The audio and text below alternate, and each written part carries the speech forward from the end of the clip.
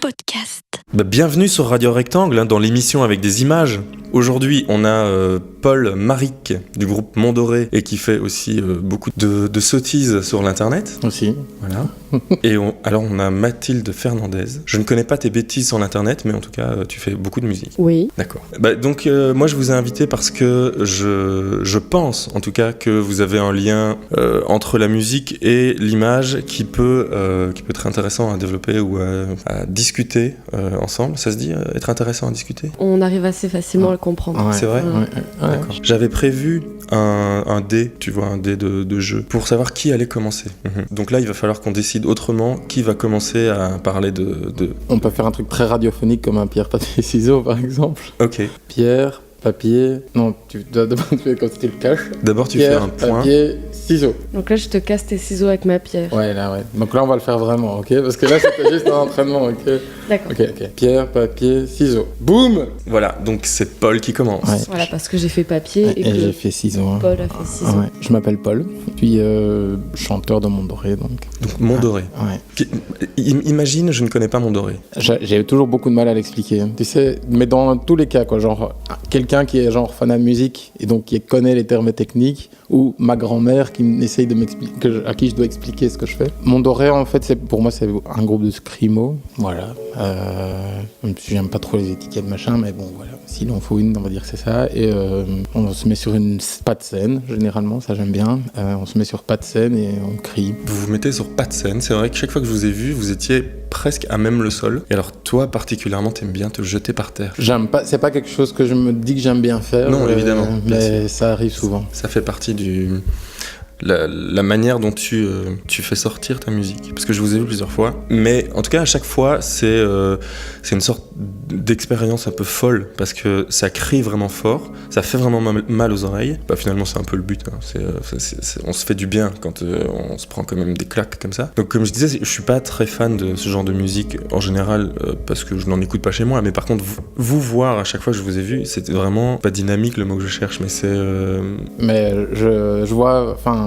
Je pense que ça vient essentiellement du fait que on n'était pas des mecs à se dire on veut faire de la musique violente, machin. Je pense qu'il y a peut-être qu'on dit des choses et je pense qu'il y a un côté peut-être plus mélodique. Il y a Pierre qui est le guitariste du groupe. Je trouve vraiment un excellent compositeur et a vraiment une notion de la mélodie et voilà. Quand il me fait écouter ces petits machins et tout, ça me rend dingue. Et puis je pense que voilà. Et puis après il y a le côté live effectivement où je pense et les concerts sont courts aussi, ce qui fait que si t'aimes pas, tu peux dire, c'est plus facile de se prendre un concert de ce genre de musique quand on n'aime pas, quand tu sais que ça dure pas trop longtemps. Hein. Parce que voilà, du coup, tu peux vivre l'expérience jusqu'au bout, et puis après, aimer, pas aimer, te faire ton avis. Puisqu'on parle de visuel, il y a aussi le côté, justement, la scénographie, je pense que c'est un truc qui pour nous est un peu important, qui fait partie un peu de l'ADN du groupe, quoi, d'une certaine manière. On a des projections vidéo, on aime bien jouer dans le noir. C'est pas toujours possible, mais c'est notre setup préféré. C'est genre dans le noir avec des néons rouges qui clignotent et un stroboscope et des projections vidéo, pas sur un écran, mais sur nous. Et ça, je pense que ça crée un espace. C'est ça, aussi pour ça que j'aime bien l'idée de jouer sans scène, c'est que du coup ça crée un espace où le public fait partie du truc et que t'es pas du coup en train de regarder quelqu'un qui te crie dessus sur une scène, tu fais plutôt partie de quelque chose qui est en train de se passer. Mais j'imagine que la scénographie c'est aussi un peu lié à ton background en tant qu'imagier. C'est toi qui t'en occupes de... Ouais, je suis un peu le nazi. C'est ça. Ouais, je connais ça. Ouais. Je connais ça. J'ai les mêmes à la maison.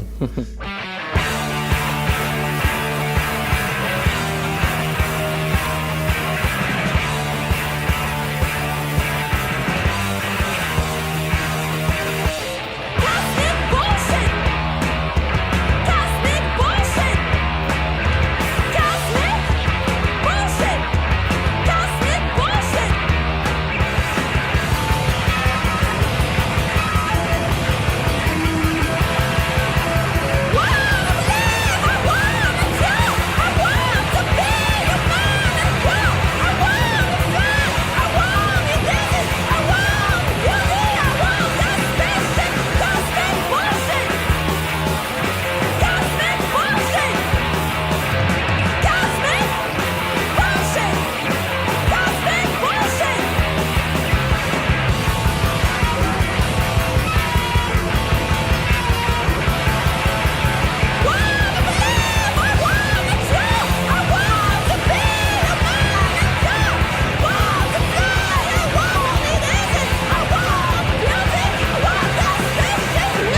donc c'était Cocaine Peace. Et puis là maintenant tu parlais de scénographie, mais on va parler d'image un petit peu avec Mathilde. Je suis Mathilde Ferrandez, donc éponyme, c'est ça qu'on dit, hein. Éponyme, ça veut dire que ça porte le même nom. Donc tu portes le même nom que toi-même. Oui, c'est ça. C'est un projet qui est, on va dire, qui est sorti déjà. Enfin, le premier EP est sorti en décembre 2015, donc il s'appelle Live à Las Vegas, qui comporte 4 morceaux. Ces 4 morceaux peuvent se suivre. Ça retrace un peu une sorte d'histoire. J'aime pas dire qu'il s'agit du même personnage. Ça raconte des histoires. Il y a une sorte d'héroïne comme ça au milieu. J'aime pas forcément dire qu'il s'agit du même personnage à chaque fois, mais en tout cas, si on fait une somme de toutes ces chansons, oui, effectivement, ça retrace une sorte de narration avec un début et une fin. On va dire que ça parle plutôt un peu du rêve de succès. C'est des problématiques assez contemporaines, de vraiment réussir sa vie, à ce qu'on nous adule, etc. Mais bon, ça tourne pas très bien. C'est un peu les mésaventures de ceux ou ces personnages qui rêvent de gloire personnelle, en fait, au travers de la musique ou du cinéma ou des choses comme ça, devenir un peu des personnages publics qui malheureusement se font happer par ce système qu'on connaît, qu'on peut connaître. Donc ça dérape, ça se passe pas très bien, et donc à partir du moment où ça se passe pas bien, on part tout de suite dans quelque chose, je dirais, de lyrique.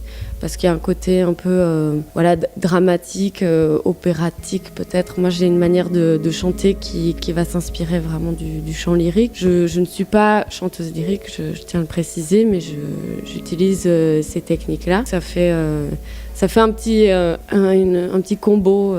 Voilà, donc ça, c'est Live à Las Vegas, donc qui est sorti en 2015. Projet musical, il est plus vieux que ça, parce que j'ai commencé à faire de la musique très très jeune. Quand j'étais petite, je faisais du piano. Et j'ai commencé à faire des chansons il y a 8 ans, quelque chose comme ça.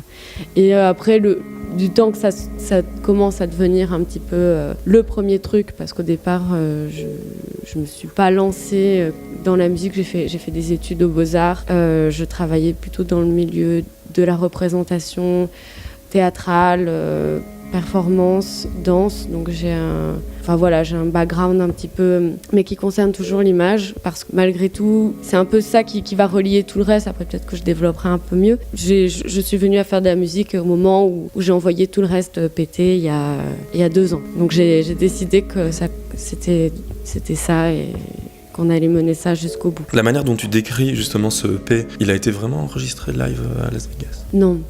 Mais ça, c'est toute l'histoire aussi, parce que oui, j'ai peut-être pas expliqué que les États-Unis, c'était vraiment une sorte de rêve. Je n'y suis jamais allée et j'attends vraiment le dernier moment pour y mettre les pieds. Je continue à penser que New York, etc., c'est une maquette toute petite, et qu'en fait les gens qui disent qu'ils vont à New York disent qu'ils y vont, mais en fait ça n'existe pas. Non, Live à Las Vegas, c'est vraiment je trouvais que c'était une bonne idée d'appeler ça comme ça. J'avais eu évidemment l'idée en voyant un poster de Céline Dion, Live à Las Vegas, et j'ai trouvé que ça brouillait les pistes terriblement. Après, il faut dire qu'il y avait déjà, quand j'ai trouvé ce titre, les titres Amérique et Égérie, dont le refrain c'est « Elle voulait être une égérie aux États-Unis, au lieu de ça, elle est devenue star de la pornographie en Italie ». Ça existait déjà, donc Live à Las Vegas, ça venait un peu couronner le tout. Quand tu parles de ta musique et de tes chansons, on voit directement, en fait, c'est une narration qui est très très précise dans les 4 parties, et on voit en fait presque le film que tu as envie d'écrire. Ça fait partie du projet, parce que tu parlais par rapport à la performance ou à l'image, le théâtre, ce genre de choses. Est-ce que c'est un projet d'emmener la musique dans cette image ou dans le... Oui, enfin, bien sûr, moi, de toute façon, je pense que dans mon cas, l'image est complémentaire à la musique. Donc c'est pour ça que j'aime raconter des histoires, et j'aime les présenter aussi en clip ou à vraiment développer un univers graphique autour, donc avec des photos, des choses comme ça, mais toujours extrêmement précises, avec des signes, des choses comme ça, vraiment établir une sorte de recette pour telle ou telle chanson avec différentes thématiques. Pour moi, ça fonctionne pas l'un sans l'autre. Et donc là, comme tu viens de présenter un peu l'idée et que tu as un peu parlé d'Égérie, on va l'écouter. Elle était née en Roumanie dans les années 90.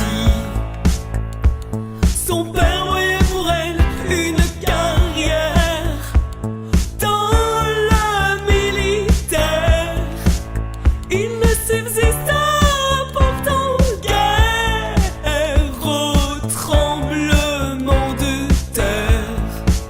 Sa mère était morte d'une maladie, et c'est pour cela partie qu'elle voulait prendre la revanche sur la vie. Elle voulait être une chérie aux États-Unis.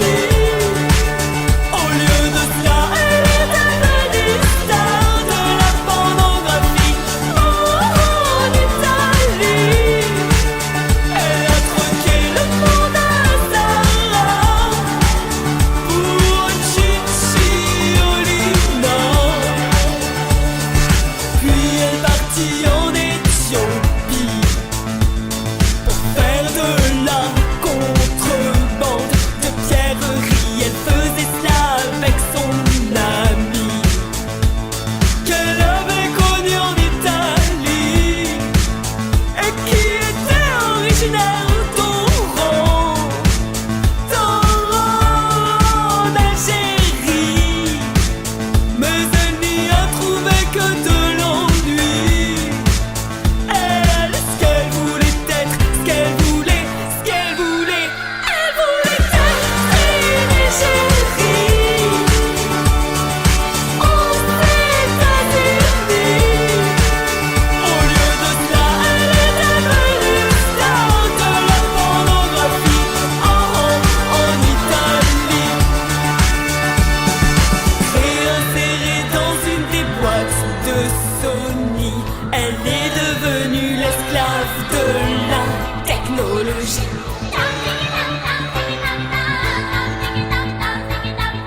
En Turquie, elle le soir quand elle s'endormait, elle se souvenait qu'elle voulait, qu'elle voulait, qu'elle voulait, qu'elle voulait, qu'elle voulait. Elle voulait être une chérie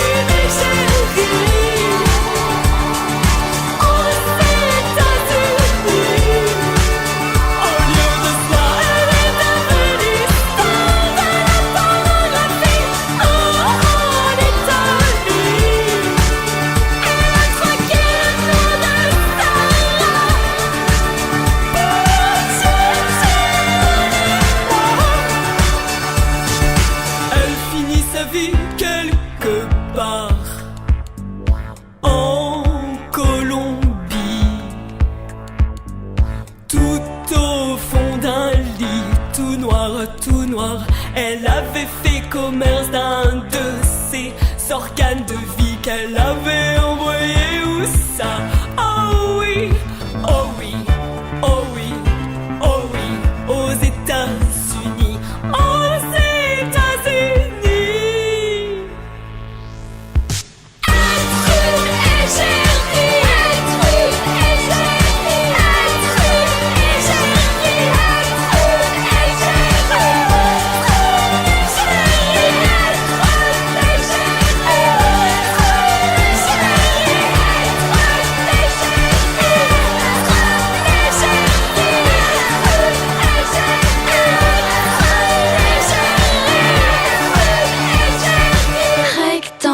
C'était Égérie par Mathilde Fernandez. Et puis là, Paul, toi par contre, on n'a pas parlé de ton morceau à toi, mais tu me racontais de bien belles choses sur ton morceau. Mais je voudrais peut-être d'abord, je sais pas, dire un truc par rapport à ce que disait.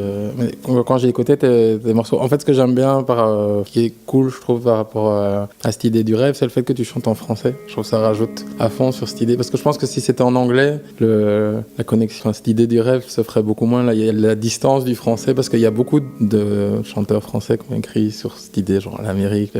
Et puis aussi, moi, en fait, quand tu parlais de tes chansons, et de l'image que les Français se font, comment il s'appelle, celui qui chante Couleur Mentalo, Eddie Mitchell. Ah oui, Eddie Mitchell, oui, évidemment. Voilà, et pour moi, voilà, Eddie, pardon. Pour moi, il y avait un peu, tu sais, cette idée du personnage qui fantasme et qui est à la limite peut-être plus américain que les Américains eux-mêmes. Johnny Hallyday, c'est ouais, pareil. aussi, ouais.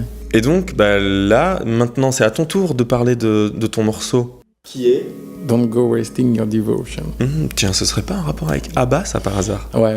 Déjà, en fait, c'est un petit clin d'œil parce qu'en fait, dans notre premier EP, j'avais déjà utilisé des paroles d'un groupe comme titre de morceaux. Et j'aime bien le faire. Tu sais que genre les gens qui savent, ils font ah ouais. Le premier album, en fait, il y a 2 morceaux qui s'enchaînent qui s'appellent Choriste et Météorite. Et en fait, c'est des paroles de Booba, en fait, qui dit essaye d'accorder tes choristes au son de mes météorites. Et je trouvais ça une phrase sublime. Et du coup, les 2 morceaux s'appelaient Choriste et Météorite. Du coup, ici, en écrivant les paroles et en cherchant un petit peu, je me suis dit mais parce que ma manière d'écrire, là, je vais découvrir le secret. Oh, j'adore ça quand on explique le processus. Ma manière d'écrire, c'est que en répète, je chante n'importe quoi, mais vraiment. Donc, on enregistre des répétitions où je chante n'importe quoi, mais je chante en anglais, des mots qui me passent par la tête. Donc, parfois, je dis n'importe quoi, mais parfois, je dis des phrases. Et en fait, quand je me réécoute, quand je commence à répéter beaucoup la même phrase, je me dis mais en fait, il y a un truc à mon avis. Et puis, je commence souvent par les trucs que je dis dans le refrain ou pendant des passages qui reviennent souvent. Et à partir de là, je me dis à mon avis, c'est que je voulais parler de ça. Ça m'arrive parfois même de faire un peu genre d'hallucination auditive, genre d'écouter genre qu'est-ce que j'ai voulu dire là, tu sais. Puis j'écris quelques phrases et puis après voilà, je suis pas le genre de mec qui va se lever un jour et aller le long de la plage avec un truc et machin. Non, j'ai besoin de ce lien à la musique. Du coup, c'est cool, ça m'a un peu aidé parce que pendant tout un moment, j'avais vraiment du mal à écrire des paroles. Voilà. Et là, en fait, depuis que je fais ça, j'aime bien le faire. Par contre, j'attends toujours le dernier moment pour le faire. C'est genre un peu comme Mathilde attend le dernier moment pour aller aux États-Unis. Toi, t'attends le dernier moment pour écrire tes paroles.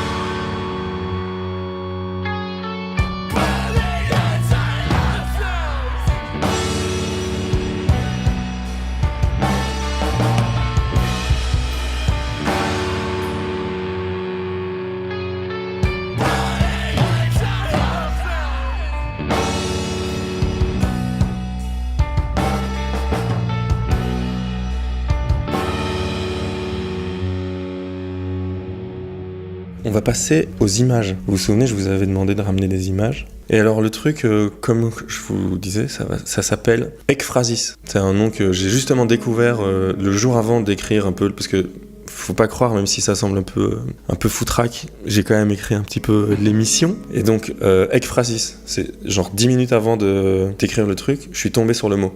Et donc, c'est une description ou une représentation verbale précise et détaillée d'un objet artistique. Alors, ce que je vais faire, c'est que je vais demander à Mathilde de décrire l'image de Paul. Ça va, elle est pas trop compliquée, donc c'est une peinture. Je pense que c'est une peinture du Moyen-Âge, oui, il y a une date, c'est 1533. Alors peut-être que c'est la date de création. C'est une jeune femme nue qui, sur un fond noir, il y a juste un petit bout de terre, on dirait presque, on pourrait croire à un sol un peu lunaire. Et elle se prépare à se poignarder avec une sorte de dague. Et elle a un voile, elle tient un voile complètement transparent au niveau du sexe. Voilà. J'ai pas trop envie de m'avancer, mais je me demande si c'est pas du cranac. Elle a un petit collier, ras de cou, et elle regarde bien en face. D'accord, ben merci pour la description. Le ras de cou, est-ce que maintenant on n'appelle pas ça un choke Ah ouais. Je pense qu'on oui, exact, on appelait ça comme ça à ce moment-là, puis ça s'est un peu perdu. En fait, elle a vraiment un choker. En fait. D'accord. Ouais. Ben merci pour la description.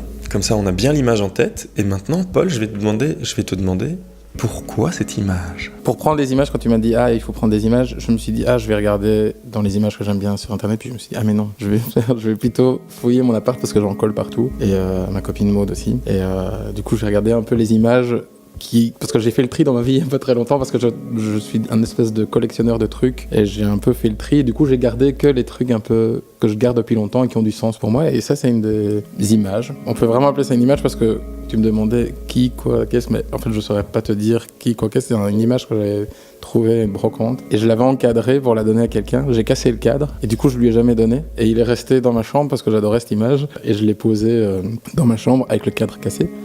Là, je l'ai enlevé il n'y a pas très longtemps. Donc ça, c'est pour le contexte de pourquoi l'image. Et il y a un truc que j'adore dans cette image, c'est ce moment du... Tu sais, tu dis qu'elle se prépare à se poignarder comme ça, mais tu sais pas vraiment si elle va le faire. Enfin, tu sais, c'est ce moment du presque. Je le fais, mais peut-être que je vais pas le faire quand même. Surtout qu'elle a un regard un peu gentil. Elle a pas l'air paniquée vraiment.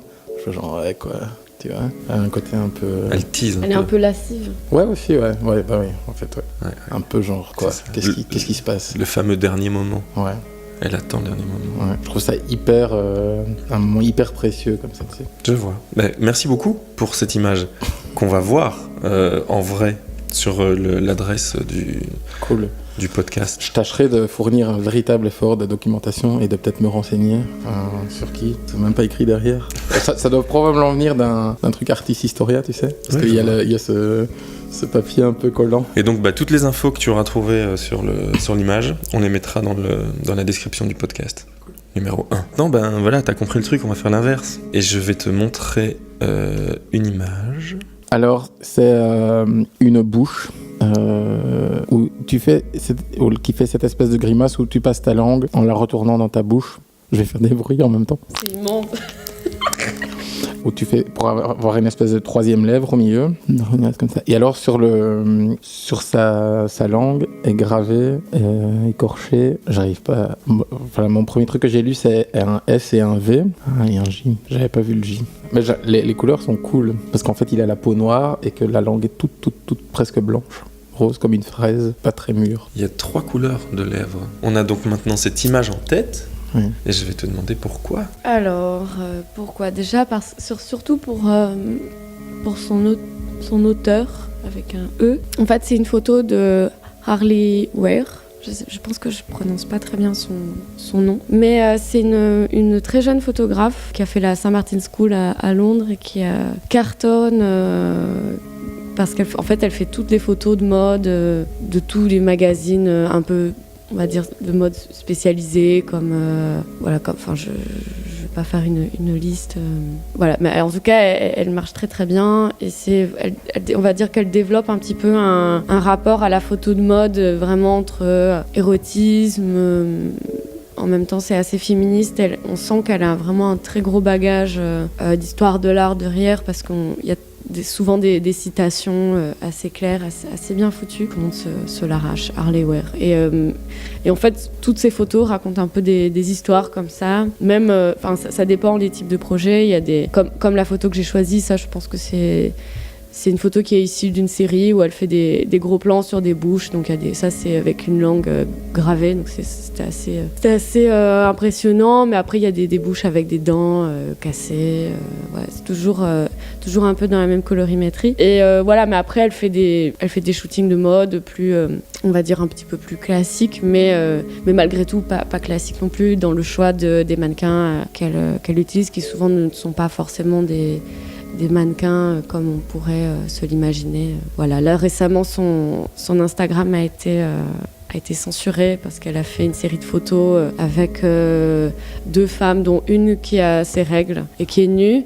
Cette photo, elle me plaît, mais en fait toutes les photos d'Harley Weir me plaisent assez. Et j'avais envie dans le choix des images, tu nous as demandé de choisir 2 images.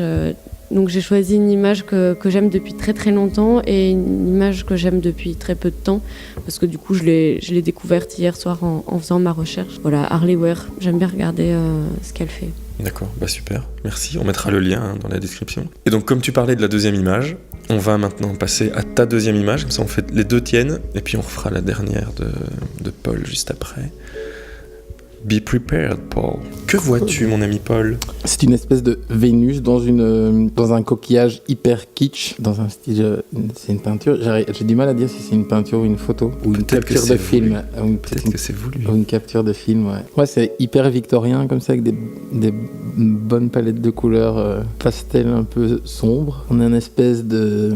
Donc là, elle a des hyper longs cheveux au milieu d'un énorme coquillage. C'est hyper sexe. Sur le côté à droite, il y a quelqu'un, on ne sait pas si c'est un ange qui lui a genre enlevé son attribut ou quelqu'un qui vient lui mettre un voile dessus. Ouais, et ça a l'air d'avoir été, le décor a l'air d'être un espèce de ces vieux hôtels qui font flipper en même temps que de fasciner, avec du marbre et des colonnades, des vignes. Ouais, c'est super. Qu'est-ce que c'est que cette image ? C'est tout simplement une citation extrêmement évidente de La naissance de Vénus de Botticelli. C'est une capture d'écran d'un film qui s'appelle Le Baron de Munchausen de Terry Gilliam. Le personnage qui incarne la Vénus, c'est Uma Thurman. J'ai choisi cette image parce que je pense que c'est mon premier choc esthétique, peut-être vidéo. Le Baron de Munchausen, c'est vraiment un film que je regardais quand j'étais enfant et le dimanche après-midi, voilà. Et puis cette image, à chaque fois, c'était un peu mon moment préféré du film parce que c'est tout animé. En fait, le coquillage commence par sortir de l'eau et puis il s'ouvre et puis elle est nue et puis effectivement, il y a des petits anges qui viennent l'habiller et puis après, elle s'envole et elle fait une valse dans les airs avec le Baron de Munchausen. Mais voilà. C'est un film que je me souviens d'avoir regardé, mais je me souviens plus. Je sais bien qu'il y avait la cassette vidéo chez ma grand-mère. Et à chaque fois que je retombe sur cette affiche ou sur ce truc, je me dis j'aimerais bien le revoir et je l'ai jamais revu. J'adore ce film.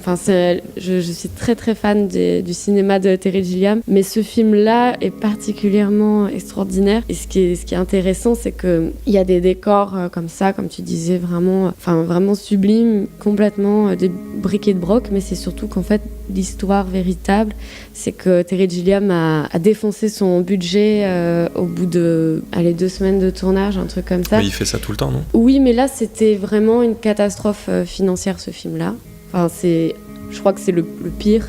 Ouais. Et donc, vraiment, il a fini le film avec rien, quoi. Donc, et c'est ça qui donne toute l'étrangeté de ce film, parce qu'évidemment les scènes n'ont pas été tournées dans l'ordre chronologique, ouais. Donc on voit pas une déperdition de qualité, c'est juste qu'à des moments il y a des super décors vraiment très très imposants, comme la photo que je présentais, puis d'autres complètement limite nus ou sur un fond en carton, des choses comme ça. Voilà, c'est pour ça que j'ai choisi cette image. Aussi pour le côté à la fois hyper grandiloquent, mais aussi parfois de briques et de broc.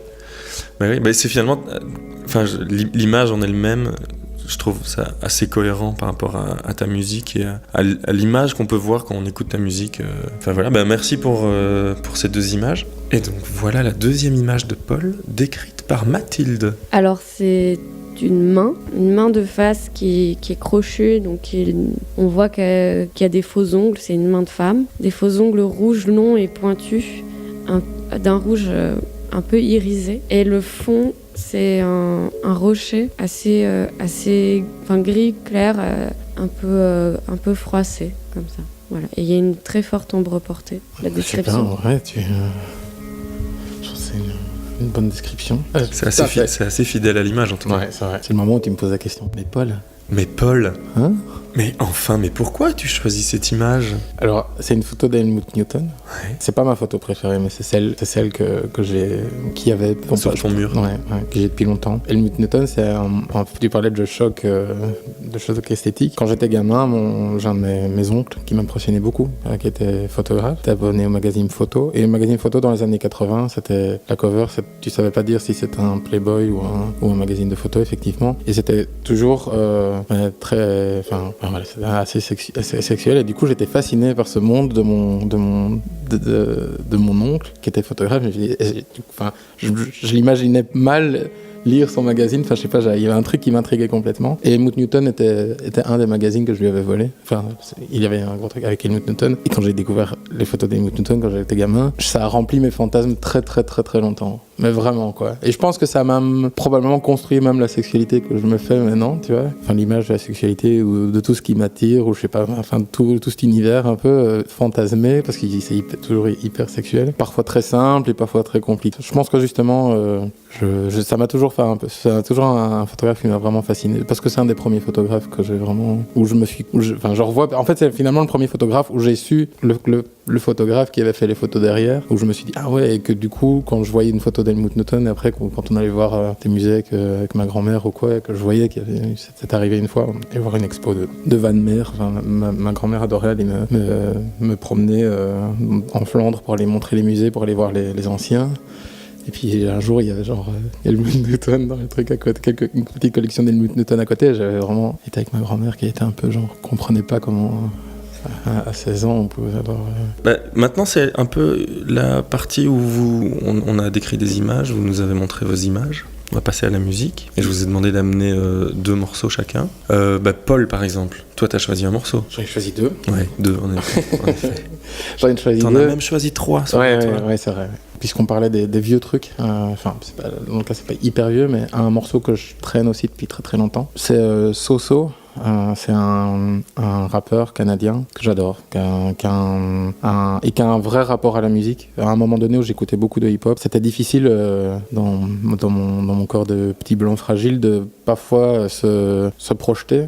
Et en fait, quand j'ai découvert ce qu'il faisait, ça m'a vraiment dit, ah ouais, il y a un truc qui est finalement un peu comme moi, mais qui utilise les codes que je connais et que j'aime bien. C'est un morceau, je pense que j'ai choisi It Goes, qui est une chanson d'amour. Et voilà. Ben voilà So-So. Ben voilà So-So. You're not any better off than you were 16 months ago, and I'm still looking for someone to blame. But you know how that goes. You went your way and I went nowhere. It's better that way. I couldn't bear to go and you just couldn't stay, I know. It seems strange we should differ on such a fundamental issue, but we had discussed babies and what would happen in such a situation if it arose. But I was more interested in how we looked under our clothes, and behind closed doors we explored each other's bodies, and in the morning huddled over coffees we talked about politics, shopping. You wouldn't kiss me with morning breath, and I wouldn't test you on the death penalty, cruise missiles, or a woman's right to choose. But when you lose your mom and dad, you miss your family a lot, and it put me in a spot where I couldn't see your point, and my nose got out of the joint, and I couldn't stop my finger pointing. But I remember my finger tracing invisible letters on your naked back, spelling sentimental phrases, I love yous and marry me's and other sleazy propositions. I offer no apologies for being in a hurry then, but my finger seems to have its own agenda, following down a list of names in a phone book. I should have looked you up a long time ago. I should have looked you up a long time ago.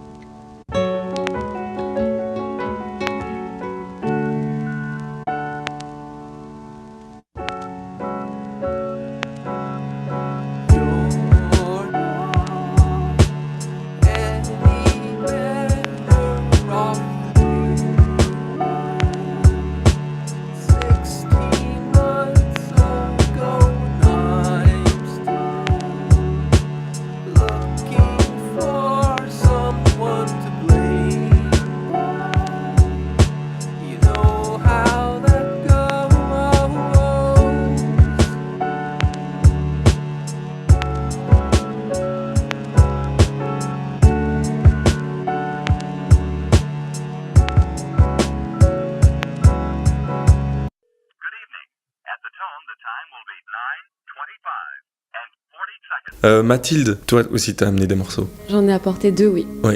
J'ai fait un peu pareil que je me suis mis un petit processus de choix. Donc j'ai pris un truc que j'écoute tout le temps et un truc que j'ai découvert très récemment, mais qui est en fait plus vieux. Donc je vais peut-être parler du truc que j'ai découvert récemment parce que c'est tout frais et je suis toute excitée avec ce truc qui en fait qui date des années. Le morceau en question, je crois que c'est 1992, quelque chose comme ça. Donc c'est de l'Eurodance. Je suis très fan d'Eurodance.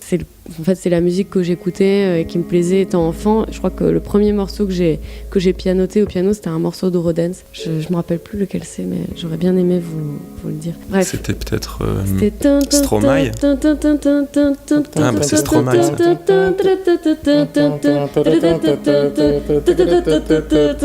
Premier morceau que j'ai fait, que j'ai trouvé d'oreille au piano. Parce que... Ah, mais j'ai envie de savoir ce que c'est maintenant. Oui, mais j'ai trouvé il y a pas longtemps. Je crois que le clip c'est ils sont sur un bus à Londres, un bus plein air, tu sais, et ils dansent comme ça. Et voilà, il y a des rappeurs, il y a des nanas. On va le retrouver. On va le retrouver. Et on mettra ça dans les notes. Ouais, mais alors donc là, en l'occurrence, il s'agit d'un morceau qui s'appelle Open Sesame de la chanteuse Leila Kay, et qui est en fait une chanteuse suédoise d'origine marocaine, donc qui a fait fureur vraiment dans les années 90 et donc j'ai découvert ça assez récemment, j'ai redécouvert ça assez récemment et donc je deviens folle, ça provoque l'effet d'un feu d'artifice dans mon cerveau et je lis sa bio et en fait elle a vraiment un destin d'égérie, quoi. Je reviens là-dessus parce que vous imaginez que ça peut avoir un certain écho pour moi. C'est-à-dire que donc elle a fait fureur, un peu sortie de nulle part, comme ça, famille modeste, etc. Elle réussit des concours, elle devient chanteuse, elle bosse avec les plus gros producteurs suédois, elle fait carrière, elle reprend des morceaux hyper connus, notamment Ça plane pour moi. Et en fait, voilà, grosse descente, grosse chute, et a priori, elle vivrait dans la rue à Stockholm aujourd'hui. Open Sesame, Leila Kay.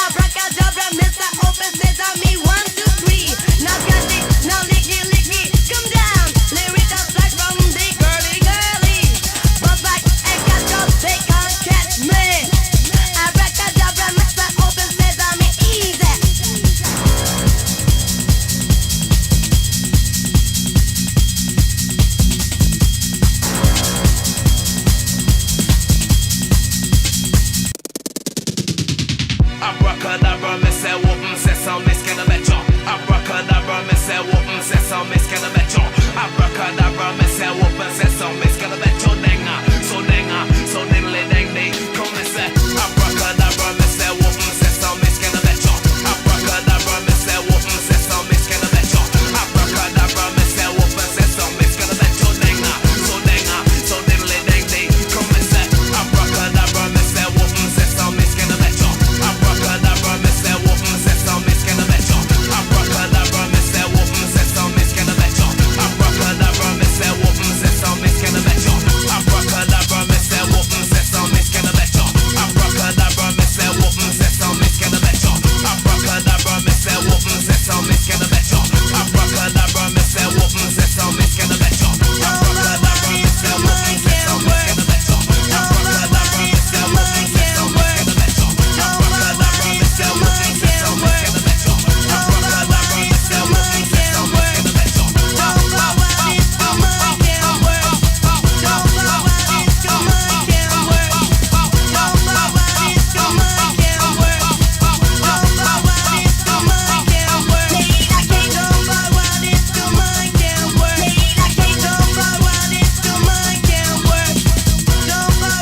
sesame,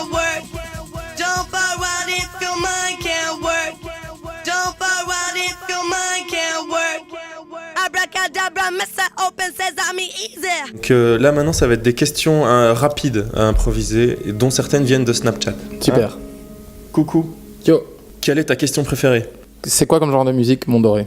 Quelle est ta question préférée? Tu viens d'où? Ta dernière recherche Google? Leila Kay. Ta dernière recherche Google? Sac à dos résistant à l'eau. Alors chante un riff de guitare.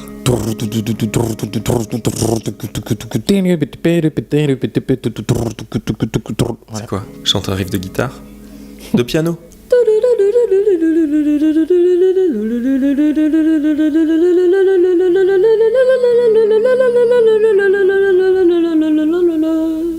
La guitare, c'est tout. Bah, c'est la prochaine question. Un duo. Faites une harmonie.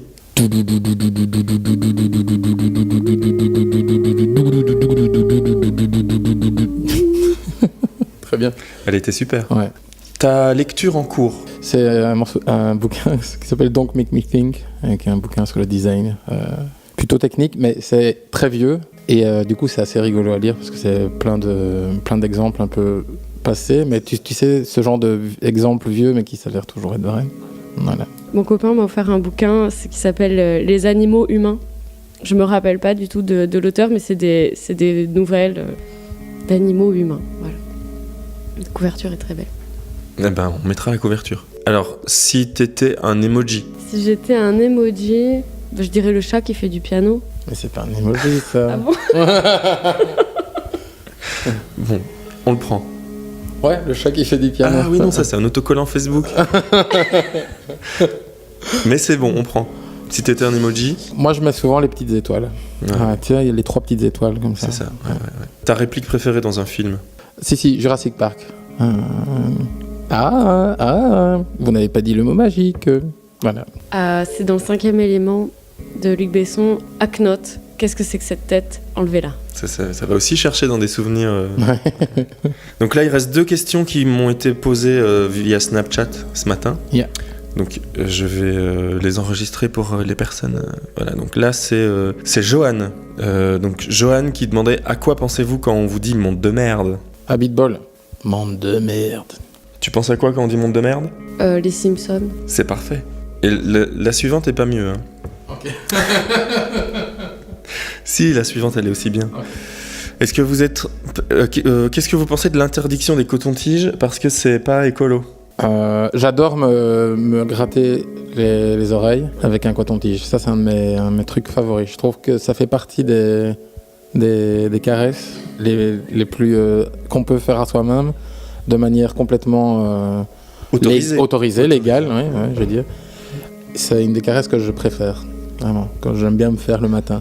Mais j'ai jamais pensé à une alternative. Donc, si l'auditeur a une alternative à nous proposer, je suis prêt à l'entendre. Bah moi je propose de fabriquer des nouveaux coton-tiges entre le cure-dent entre le cure-dent et le coton-tige. Un truc, tu vois. Bah en bois du coup, pas en plastique. Le bois c'est peut-être plus écolo. Mais donc un truc où tu peux faire les deux en même temps. En carton. Te curer les dents et les oreilles. Oui, c'est ça. D'accord. Tu vois, d'un côté c'est cure-dent et d'un côté c'est coton-tige. Attention, il faut pas se tromper de côté. Hein. Je pense qu'il y a des choses qui se sont dites, mais il faudra les réécouter plusieurs fois pour bien les encaisser. Bah, vous savez ce qu'on va faire là, parce qu'on arrive à la fin, doucement. On va parler de vos deux derniers morceaux, les deux derniers morceaux que vous avez amenés. Yep. Alors qui veut commencer ? Est-ce que vous refaites un papier-ciseaux ou alors je vais chercher un dé ? Ouais, on fait un pierre, papier, ciseaux. La vengeance. Ok, donc pierre, papier, ciseaux. Bim. Ok. Cette fois-ci j'ai fait les ciseaux et j'ai fait le voilà, papier. j'ai fait le papier. Et donc du coup, pour que ça soit vraiment radiophonique au possible, elle a coupé avec ses doigts ma main. Donc moi j'ai choisi un morceau du dernier album de Prince Rama. Ça c'est sorti l'hiver dernier. Prince Rama c'est le groupe contemporain dont je suis fan. C'est deux sœurs américaines qui de temps en temps tournent en France. Là elles ont des concerts annoncés à Paris. Foncez-y.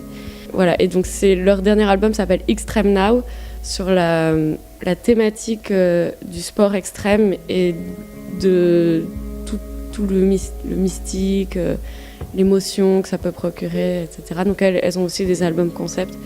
C'est génial et j'ai choisi le morceau Fantasy.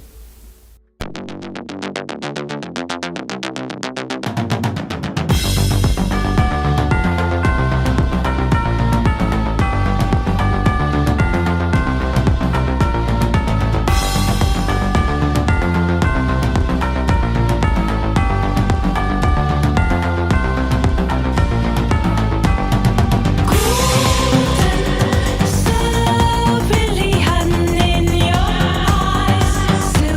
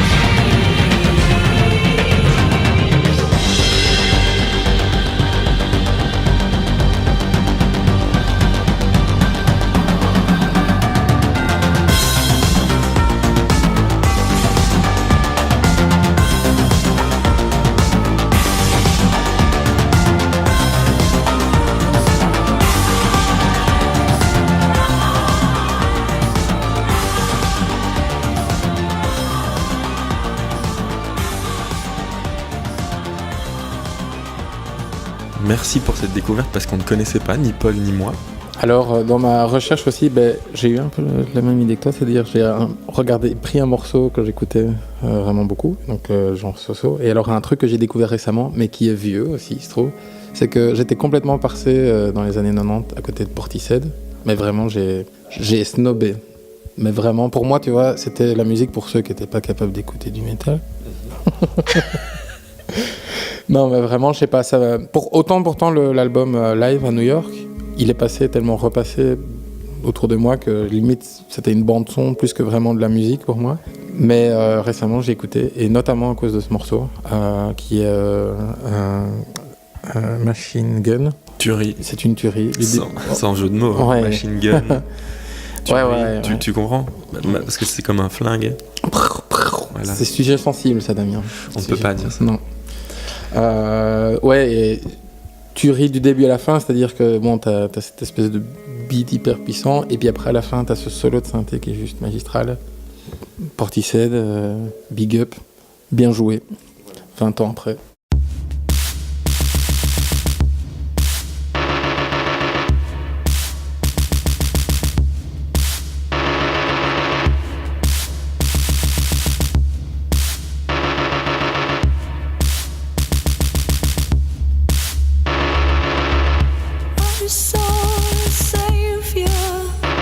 Savior, come my way.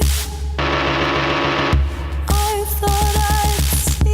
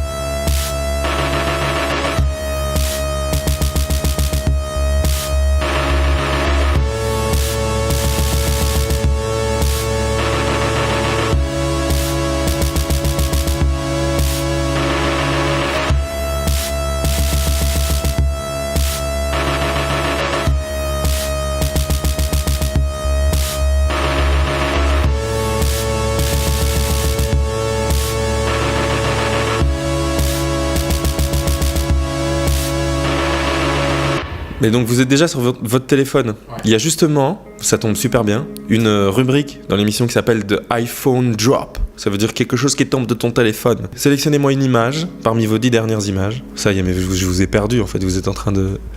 Sélectionnez une de vos 10 dernières images iPhone et vous me la donnez.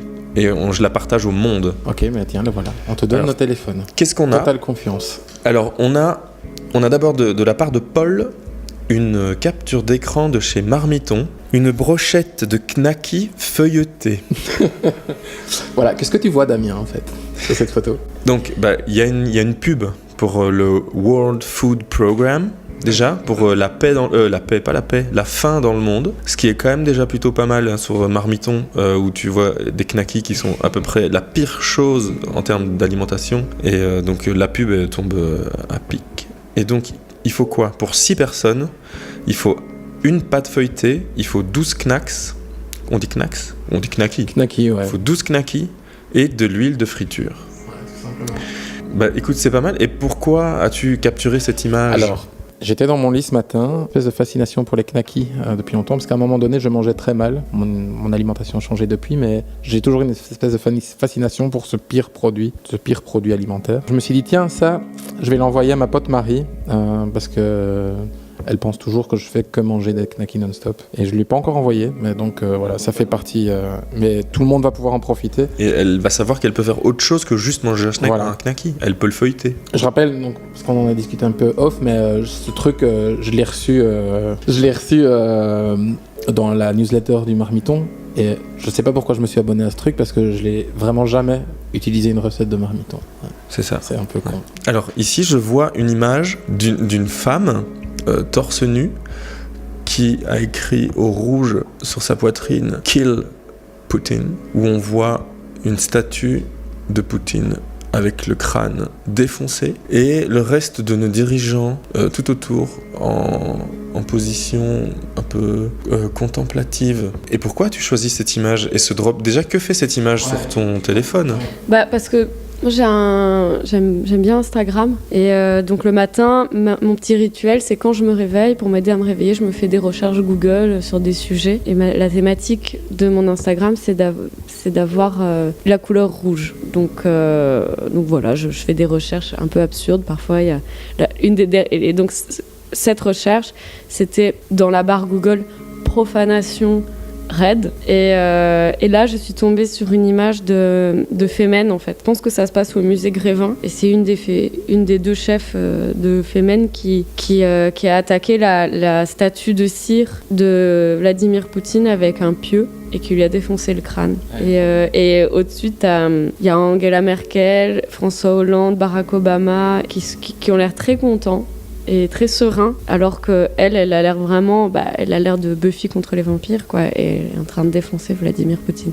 Et tout ça, donc avec un tapis rouge et un mur rouge. D'accord. Voilà. Et je trouve que c'est absolument fantastique. C'est Femen, c'est des aventurières. Voilà, des guerrières. Donc merci pour votre drop. Et donc merci beaucoup d'être venu, d'avoir accepté d'être mes premiers cobayes. Merci à toi. Merci à toi, mec. C'était cool. Je vous aime et on se retrouve bientôt. Salut. Au revoir. Rectangle, le podcast.